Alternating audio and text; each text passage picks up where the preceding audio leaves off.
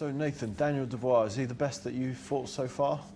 Yeah, listen, he's going to be the best I've fought, obviously, because he's an unbeaten prospect, you know, same as myself, with ambitions. No disrespect, the calibre me and him has fought, you know, they've been beat. Well, I have fought a couple of them, you know, unbeaten prospects in my fights, but they've got that, you know, that acceptance of, I'll lose here, you know what I mean? Where me and him were different, you know, we're both very ambitious fighters. So, yeah, on paper he is going to be the best I've fought, but also that's going to bring out the best of me, and I generally think my hardest fight is going to be my easiest fight in this one. Why is there hype around Dubois? Obviously, Frank signed from day one, and you know, Frank found him from the rumour with the Joshua spectacle, and he's got the knockout high reel. Speculation that he dropped Joshua in sparring or hurt him in sparring. Yeah, I never seen it unless I turned around for a split second, and he was on the canvas. But I'm sure you'd hear a big man like Joshua falling on that canvas. But you know, who knows? So the hype's come from the sparring session and the steady promotional job. Yeah, definitely. Listen, the story sells, doesn't it? You know, if you knock out at the time the heavyweight champion of the world, and obviously the knockout reel what he's got, so he is going to sell. Do you think there's been more attention on him than you? 100%, 100%. Which I don't mind that, because going into this fight, I'll probably I'm the underdog going into this fight. A lot of people will write me off and stuff, which is good, because all the pressure is on his shoulders. You know, he's the golden boy, he's the one what's got to shine. I haven't. But you've also been the one calling for the fight. Yeah, you know, exactly. You've been very vocal about calling him out on social media and whatnot. Does that bring some pressure with it? The fact that you've asked for it? I've asked for this fight because I want to fight the best of, you know, my era. You know what I mean? I want to be involved in the best fights I can, and I think Daniel. Listen, we're on the same team, you know, the same stable, Frank Warren and BT Sport Promotions. We're under the same banner, so why can't we fight? You know, we both had virtually the same amount of fights. We're basically the same age. It's an easy fight to make. Let's get it on. That's why I've been calling for this fight. It's not often, though, that prospects fight each other in fights of this magnitude, is it? It doesn't happen. You know, no. you can point out, obviously, DeGale Groves, you can point out the odd one here and there, but it's not a regular thing, is it? No, 100%. There's only a handful of fights will get made like this. All the others, you know, they wait years and years and years down the line to build them up. And I think you can overcook a good fight. I really do. So what does Dubois do well? I think he does the basics very well, you know. My personal opinion, he's an Eastern European style, you know, very upright, very rigid, typical polished boxer, you know, jab, everything off the jab, 1-2, does the basics very well. You don't really see him slipping and sliding, do you, like avoiding shots, basically boxing, you know, he does everything off that jab, you know, like I said, Eastern European style, the big 1-2, setting you up for a big, massive right hand. I don't know if he hits you, it's going to hurt, but myself personally, I prefer watching the art of the game, hit and not get hit, you know. That's my personal opinion. So you respect his power, though? I respect any man over 15 stone. What, you know, if they punch you on the chin, it's going to hurt. Yeah. You seem to have a lot of confidence from your sparring sessions with him down in the past. Yeah. Can you read much into them? Yeah, obviously, we're going back, you know, 3-4 years ago. I'm a completely different fighter now. Vice versa, so is he. We're both professional, you know, we matured a lot more from there, but I never dropped around, you know. I was up there for 3 years, and every day we'd do probably 6 to 8, maybe 10 rounds, you know, every day. Accumulation of that period, you're building up a lot of rounds there, and you know, 200 to 300 rounds.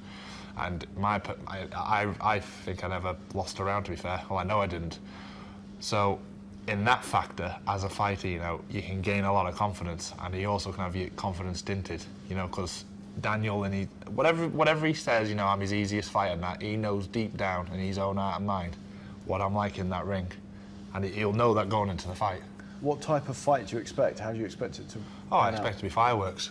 Listen, it can be one of them. You know, from word go, from the opening bell, we both get a centre of the ring and let bombs go at each other, and it's whoever lands first. Or he could come out, you know, he could want to be technical and do everything behind his own jab. Yeah.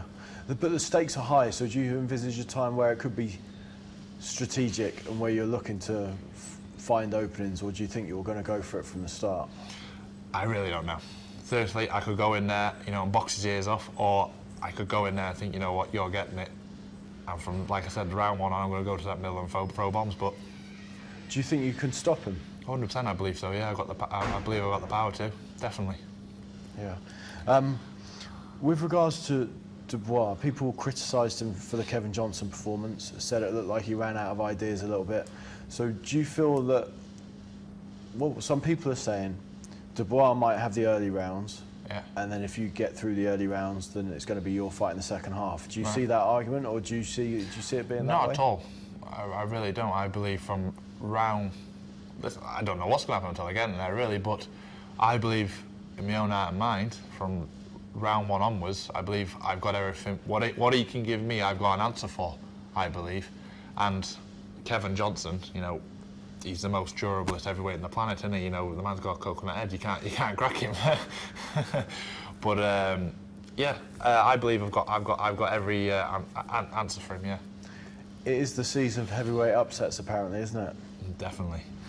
And Andy Ruiz shows that it's not all about appearances and how you look and all the rest of it. Definitely not. Like, I've said this numerous occasions, six-packs don't win fights, and no disrespect to Anthony Joshua, but I said in previous interviews before this, I read, obviously I'm going to back Joshua, he's a fellow Brit, you know, I want him to do well, but I won't be surprised if there's an upset. I don't think Andy Ruiz has exposed Joshua. I think what's happened there is a clash of styles. You can get two fighters. Well, put it this way. Joshua beat Parker, Parker beat Ruiz. So how can you go off that? I think what happened is Ruiz has got style. What's all wrong for Joshua?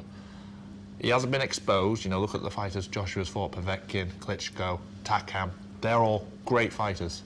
I think it's just a style what Andy Ruiz has got is all wrong for Anthony Joshua. So if you were Joshua, would you want an immediate rematch? Myself personally, I would, yeah. And if you beat me again, I'll hold my hands up and say, you know what, you're a better man than me. I'll have to find a different route back to the top. But if you were managing Joshua? No, I'd stay away. I'd stay away from him. I'd avoid Ruiz and I'd avoid Fury. Does the thing with Ruiz and Joshua, does that give you some confidence in a roundabout way? Listen, yeah and no, but on one hand, Joshua isn't Dubois and I ain't Ruiz, so we're our own men. So you can gauge confidence off it, obviously, but on the other hand, you also can't.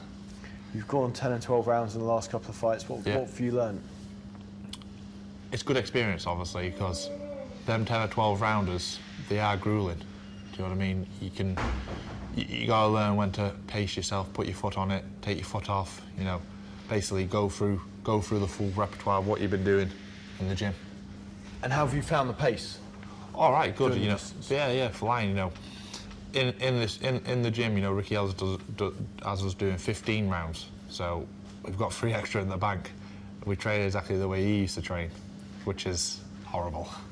So talk to me about the heavyweight division at the moment. Obviously, you're looking to, this fight could catapult you into the top, certainly the top 10. Oh, 100%. So who's number 1 and who's number 2 and who's number 3 in the division right now? In the world? Yes. My personal opinion, I would go Tyson, number 1, Ruiz, 2nd, Wilder, 3. If I had to put them in order, myself personally. Obviously, like you said, the winner are me and Daniel. I think plateaus into the top 5 in the world. I really believe, you know, in the governing bodies. So there's some, before you know it, you're knocking on that world door after this fight, you know. Who would you like out of those 3? I'd box Ruiz, obviously, because I do like him. He is the man with all the belts at the minute. I'd box Ruiz. Yeah. Joshua, do you think he can come again and be a world champion again? Yeah, definitely. You know, he's got. If you won a world title once before, you can win it again. You know, like I said, it's just a style. What Ruiz has got just beats Joshua. Doesn't mean to say he can beat anyone else. Do you think you and Dubois could both be world champions moving forward? Yeah, definitely. We've got potential to. I've said in previous interviews before, the loser is 6 months behind the winner. You know, it's going to take a couple of rebuilding fights to get back to where you need to be. But the winner is 6 months, maybe 12 months further down the line. Yeah, okay. And one of your other stablemates, Tommy Fury, is doing Love Island at the moment. You watching? Oh yeah, watching it every single night of life. I'm watching it. If I miss it, I got it on record. So is everyone getting to see the real Tommy Fury? 100%. He's being himself there. You know, what you see is what you get with Tommy. There's no airs or graces. You know, he's a lovely, genuine, honest person. Tommy is, and I think the public are really warming. Well, I know the public are going to really warm to him because you can't help but like Tommy. You know, he's a lovely character. How's it going to be when he gets back in the gym? He's going to have a bit of stick, obviously. Of course, he's granted for that, isn't he? But it'd be good to see him. You know, Tommy's a good friend of mine, and he's a good friend not just the lads in the gym. You know, he's a stablemate of ours. So you're going to apply for Love Island next year? Yeah, definitely.